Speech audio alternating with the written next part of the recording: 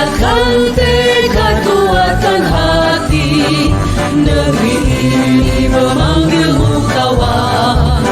Belajar bergerak berbagi untuk negeri. Guru penggerak majukan pendidikan. Guru penggerak menghamba pada murid. Kreatif rancang pembelajaran. Hargai potensi, tingkatkan prestasi. Lahirkan profil pelajar Pancasila. Anak-anak, pagi ini sebelum kita mulai belajar, kita harus membuat kesepakatan kelas. Sekarang sebelum kita buat kesepakatan kelas, tepuk konsentrasi dulu. 1, 2, 3. Konsentrasi dimulai. Berarti sudah konsentrasi? Sekarang kita buat kesepakatan kelas. Seperti yang sudah Ibu jelaskan, kesepakatan kelas ini adalah tentang apa? Apa yang aturan, besar, janji, terus kesepakatan itu adalah aturan yang kita buat untuk kita laksanakan di dalam kelas. Nah, kira-kira kesepakatan apa yang ingin kalian buat? Kita ingin membuat kelas kita seperti apa? Nanti, ya boleh jawab di sini satu orang satu. Nanti ditipkan di papan. Sudah ada atas kesepakatan kelasnya ya. Ibu bagi post-itnya satu persatu. Boleh diambil satu-satu. Beda-beda warna ya, biar bagus. Ya.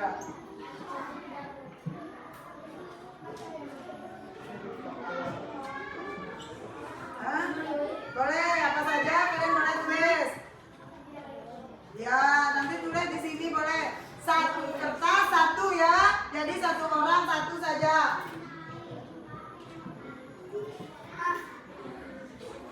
Tidak apa-apa. Sama aja sih. Mau pink, mau biru. Ayo yang sudah boleh ditulis. Nanti dikumpulkan di depan. Tulis apa keinginannya tentang kelasnya masing-masing. Apa boleh tulis dulu, silakan ditulis di kertasnya masing-masing. Tulis ya, kalau sudah boleh maju tempel. Tidak boleh makan di kelas. Maju. Tidak boleh makan di kelas.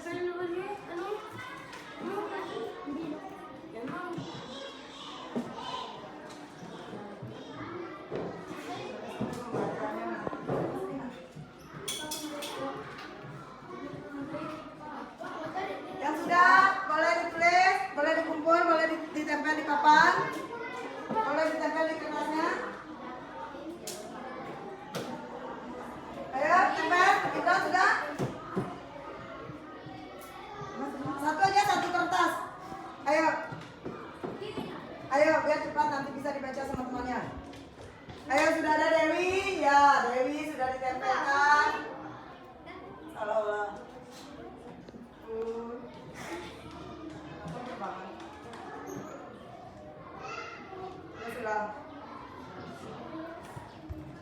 Ayo, Afika sudah? Ayo nak.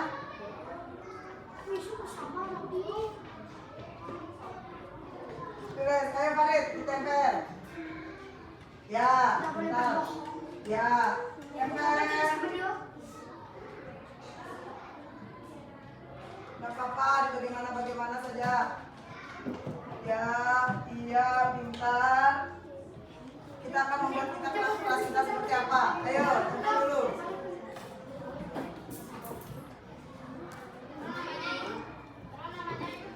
Ya, boleh. Taruh nama juga boleh. Ayo, tempel dulu.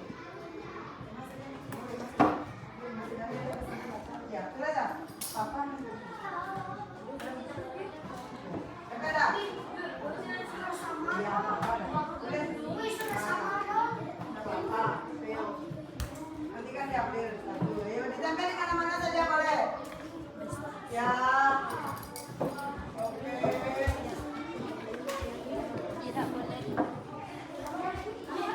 Ya.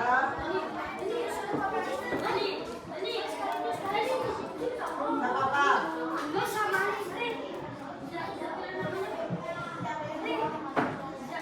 Nah.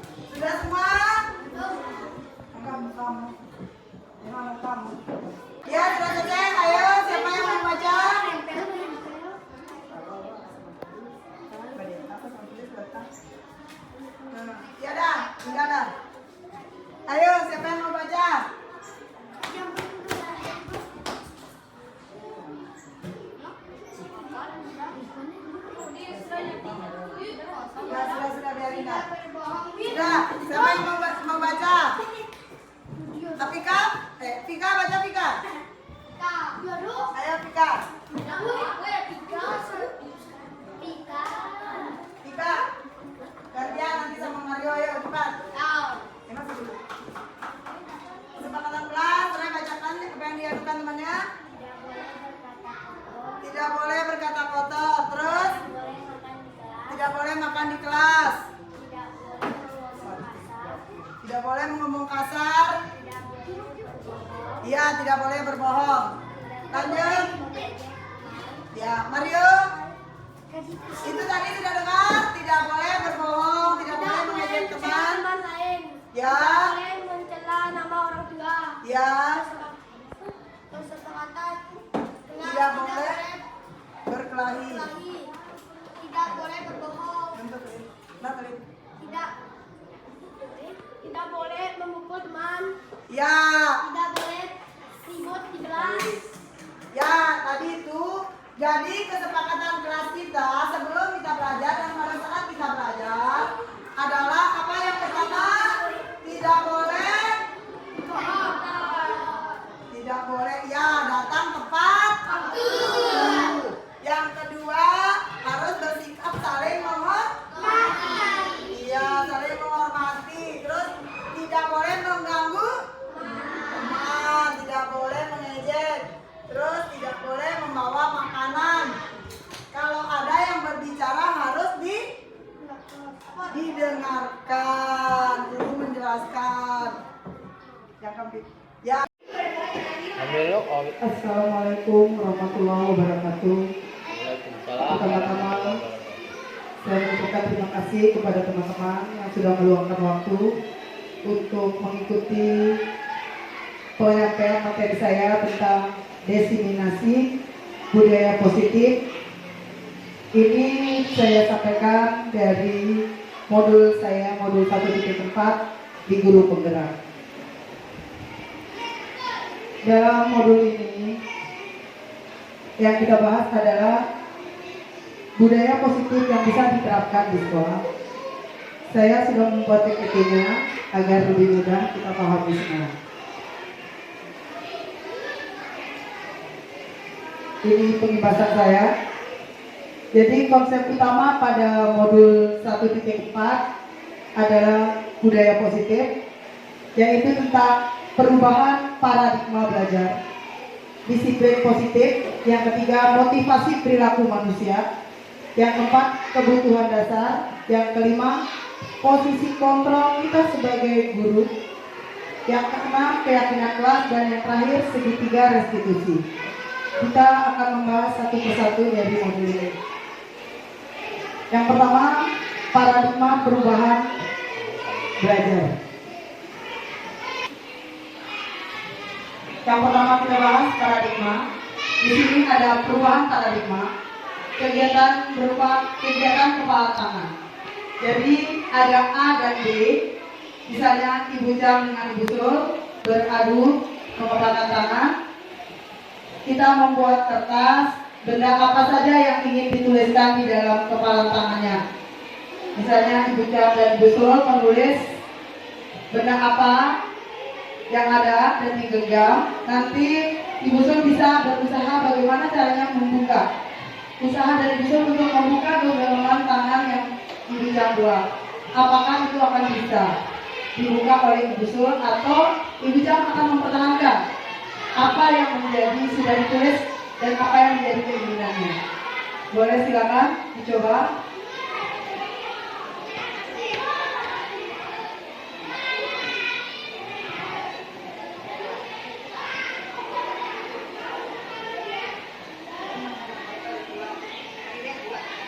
Oke, yang mana saja Bu boleh. Ya, silakan dicoba dulu Bu Sul.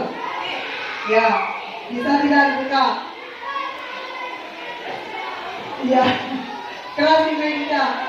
Nah, terima kasih teman-teman. Di sini membuktikan bahwa posisi kontrol itu berada di diri kita sendiri. Hanya kita yang mampu mengontrol diri kita sendiri. Kita tidak mampu mengontrol keinginan orang lain terhadap diri kita. Disitulah paradigma perubahannya. Seperti kata Dr. William Fraser, this miskonsepsi tentang makna kontrol. Jadi ada 4 miskonsepsinya. Yang pertama, ilusi guru dalam mengontrol murid. Pada dasarnya kita tidak dapat memaksakan murid untuk berbuat sesuatu jikalau murid tersebut memilih untuk tidak melakukannya. Sama halnya seperti yang sudah dicontohkan tadi, ibu tidak bisa memaksakan kehendaknya kepada ibu, tidak bisa membuka tangannya ibu. Jadi di situ ilusi guru mengontrol murid.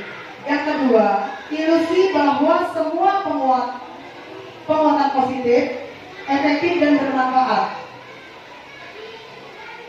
Dalam jangka waktu tertentu, kemungkinan murid akan menyadarinya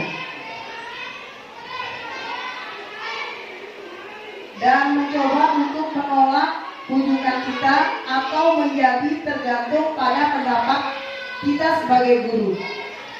Yang ketiga, ilusi bahwa kritik dan membuat orang merasa bersalah dapat menguatkan karakter. Hal ini menuju pada identitas gagal. Yang mana yang dikatakan identitas gagal? Kita berusaha membangun rasa bersalah kepada anak-anak.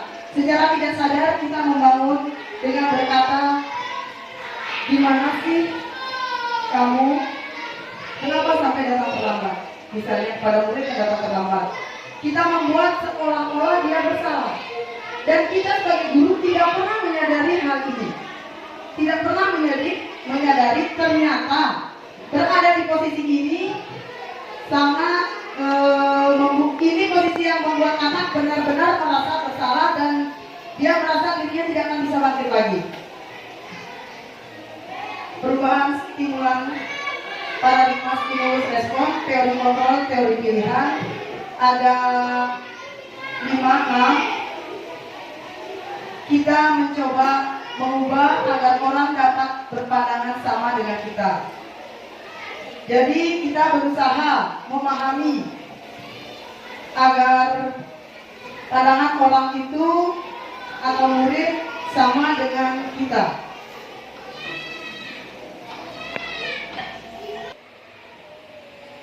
Ya tadi di stimulus respon. Yang kedua kita masuk ke disiplin positif. Apa kira-kira menurut Bapak Ibu disiplin positif itu yang bagaimana? Kebiasaan baik yang sering kita lakukan. Coba ya, silakan. Kebiasaan baik yang sering kita lakukan. Ya, Terima kasih. Mungkin ada teman-teman yang berpendapat lain. Bu Mili mungkin tentang budaya positif itu apa sih sebenarnya budaya disiplin positif?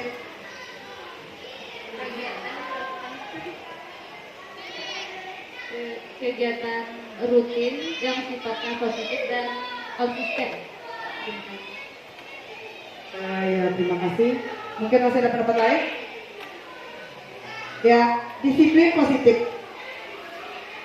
Di sini dalam budaya kita, kata disiplin yang dimaknai menjadi sesuatu yang dilakukan pada orang lain untuk mendapat kepatuhan.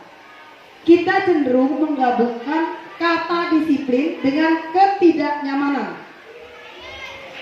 Jika disiplin, maka kita atau anak-anak akan merasa tidak nyaman. Seperti misalnya, kita punya aturan untuk datang jam 7 pagi.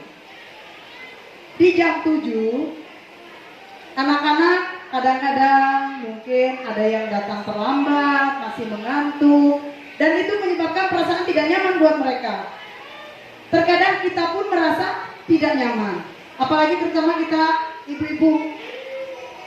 Ibu-ibu terutama ya, mungkin kalau bapak-bapak biasa aja, kalau ibu-ibu karena ada rutinitas pagi yang harus dikerjakan, jadi kita akan merasa disiplin itu pasti tidak nyaman. Nah, yang kedua,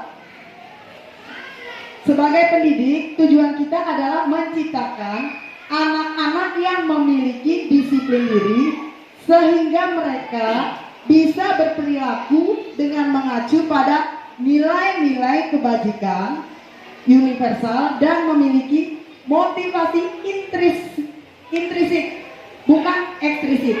Motivasi intrinsik ini berasal dari diri mereka sendiri. Murid, bukan hanya murid, tapi juga kita sebagai guru, ada motivasi. Kenapa kita bisa melakukan disiplin? Karena misalnya kita ingin terlihat, memperlihatkan kepada anak-anak sikap positif. Kita datang pagi hanya untuk menjadi contoh, menjadi teladan, memberikan yang terbaik buat anak-anak. Bukan karena ingin dipuji oleh Bapak Kepala Sekolah, bukan karena ingin mendapat penghargaan. Ya, yang ketiga, disiplin positif merupakan salah satu cara penerapan disiplin yang bertujuan untuk menumbuhkan kesadaran serta pemberdayaan anak untuk melakukan sesuatu tanpa sogokan, ancaman maupun hukuman. Kalau kita datang tiap pagi karena keinginan kita sendiri, maka anak-anak pun akan mengikuti kita. Mereka dengan senang hati akan datang pagi, tidak terlambat, bangun dengan pagi, belajar dengan semangat. Karena apa? Mencontoh dari kita sebagai seorang guru. Karena apa? Kita tidak mengharapkan apapun, tidak mengharapkan penghargaan. Kita benar-benar ingin memberikan contoh yang baik, maka insya Allah anak-anak kita, peserta didik kita juga akan mengikuti hal yang sudah kita lakukan. Nah, setelah disiplin positif,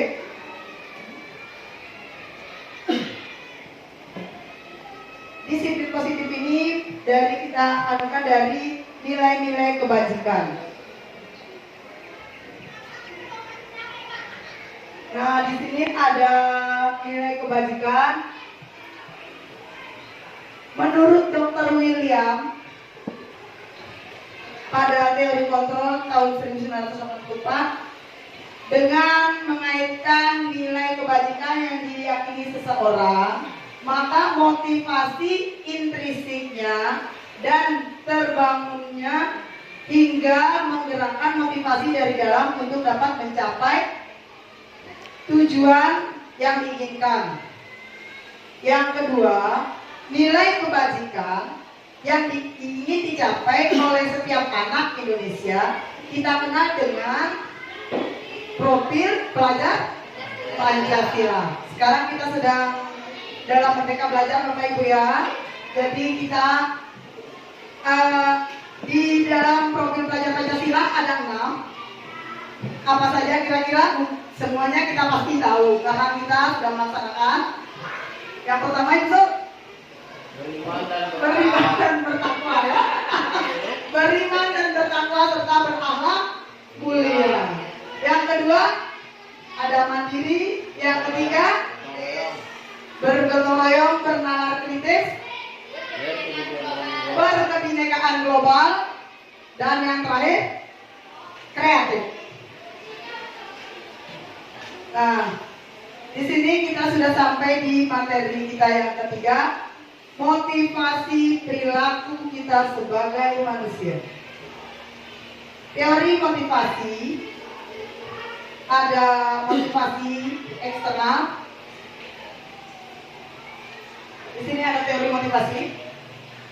Motivasi eksternal, yang pertama, untuk menghindari ketidaknyamanan atau hukuman apa yang terjadi apabila saya tidak melakukannya. Jadi kita datang pagi seperti dicontohkan tadi, kita datang pagi untuk menghindari hukuman. Berarti kita belum menanamkan kebajikan universal yang ada pada diri kita. Terus yang kedua, untuk mendapatkan imbalan dari orang lain atau institusi apa yang akan saya dapatkan apabila saya melakukannya. Sama seperti tadi, kita mengharapkan melakukan semuanya hanya karena mengharapkan imbalan. Yang ketiga, untuk menghargai diri sendiri. Nah, ini poinnya yang tadi Bapak Ibu. Kita melakukan karena diri kita sendiri, karena kita ingin dihargai oleh murid, ingin memberikan yang terbaik untuk murid kita, menjadikan contoh, bukan karena menghindari hukuman. Nah, yang ini konsekuensinya tadi ada dihukum dan dihukum oleh penghargaan.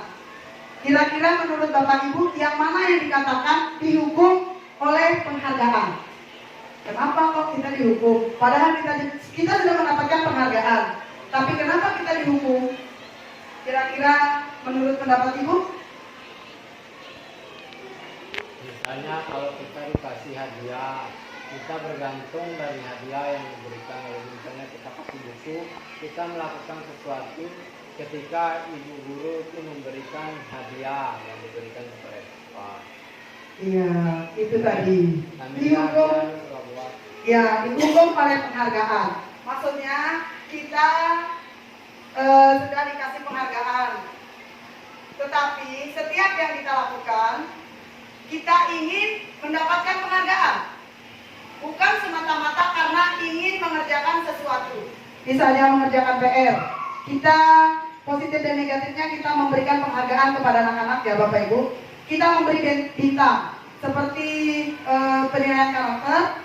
Kita memberi bintang kepada anak yang datang pagi, kepada anak yang mengerjakan PR, kepada anak yang selalu taat, tertib. Di situ ada hukuman. Dihukum oleh penghargaan itu. Jadi dia melakukannya itu hanya karena ingin mengejar bintang, bukan semata-mata melakukan karena memang dia ingin. Dia bisa mengerjakan PR, dia belajar agar dia bisa. Tidak. Dia melakukannya karena mengharapkan imbalan berupa penghargaan. Nah, ini tadi sama masih tentang dihukum oleh penghargaan. Penghargaan itu dapat ya, terus silakan Bu. Penghargaan mematikan kreativitas. Ya. Penghargaan mengurangi motivasi intrinsik. Ya. Terima kasih. Nah, itulah tadi yang seperti yang saya katakan dihukum oleh penghargaan. Jadi penghargaan itu punya sisi negatif juga. Penghargaan dapat menurunkan kualitas. Yang kedua, penghargaan mematikan kreativitas. Dan yang ketiga, penghargaan mengurangi motivasi intrinsik. Yang mana dikatakan itu, yaitu tadi seperti yang sudah saya katakan, mereka melakukannya bukan karena keinginan, hanya karena ingin mendapatkan penghargaan. Jadi di situ kualitasnya kurang, mengalami penurunan. Yang kedua, mematikan kreativitas. Anak-anak menjadi kurang kreatif, hanya mengejar penghargaan. Udah, saya kerjain aja. Ntar kan kalau saya sudah kerjain, kan saya dapat imbalan. Ntar saya dapat penghargaan dari Bapak Ibu. Terus yang ketiga, penghargaan mengurangi motivasi. Anak-anak tidak akan merasa termotivasi. Tidak akan ada motivasi yang keluar karena yang ada di dalam pikiran mereka sudah tertanam di dalam diri mereka. Jika saya melakukan suatu kebaikan, maka saya akan mendapatkan penghargaan. Itu sisi dari penghargaan yang mungkin kurang baik. Ya, sisi jeleknya seperti yang bicara biasanya kelas rendah ucapnya yang sering kayak begitu, melakukan karena ingin dipuji ya.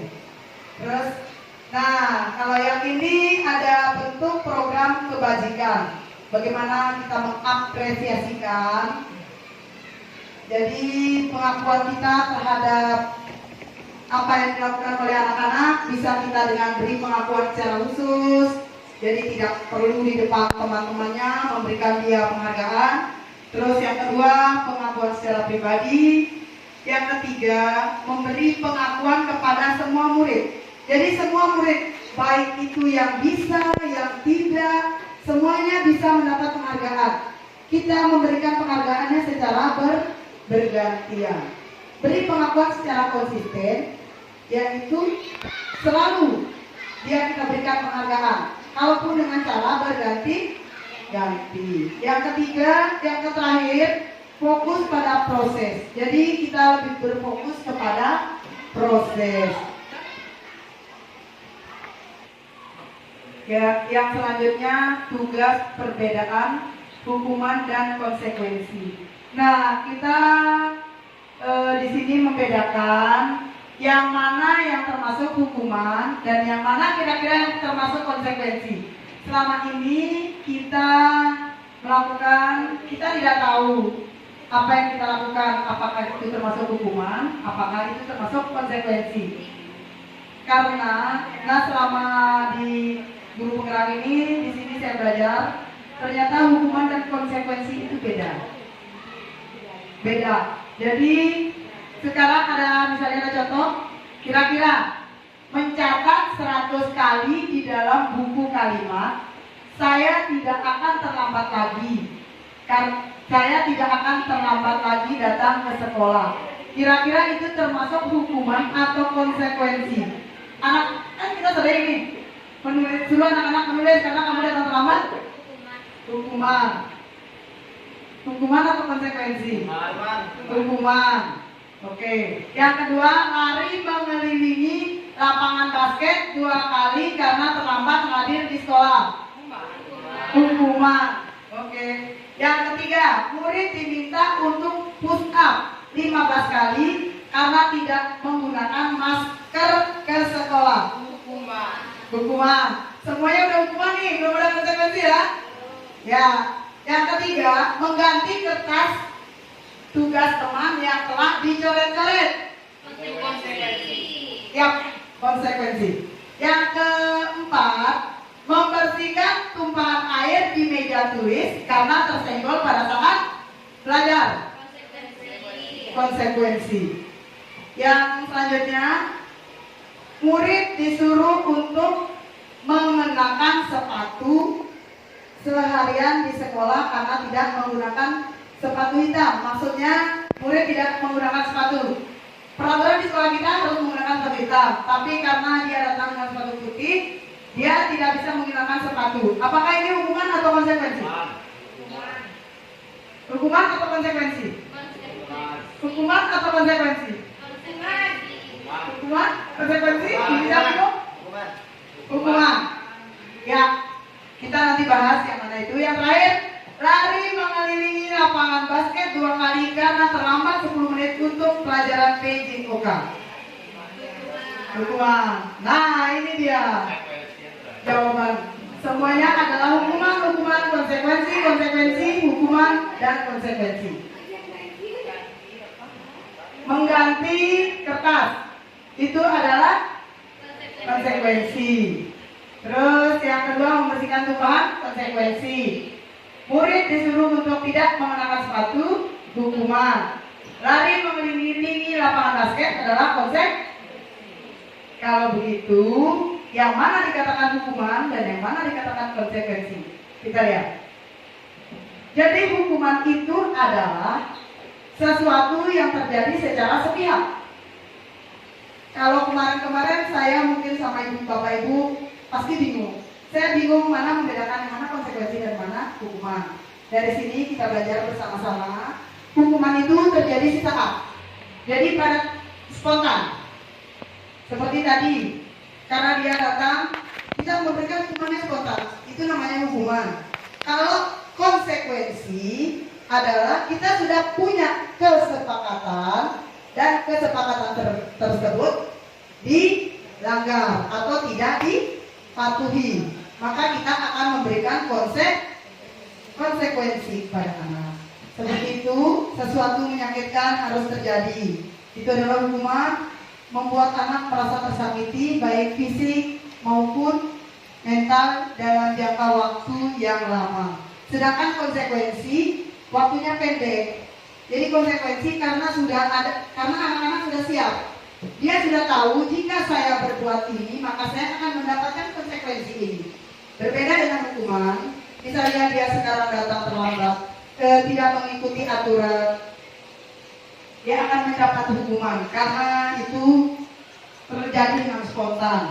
Hukuman itu adalah paksaan dan konsep diri yang buruk.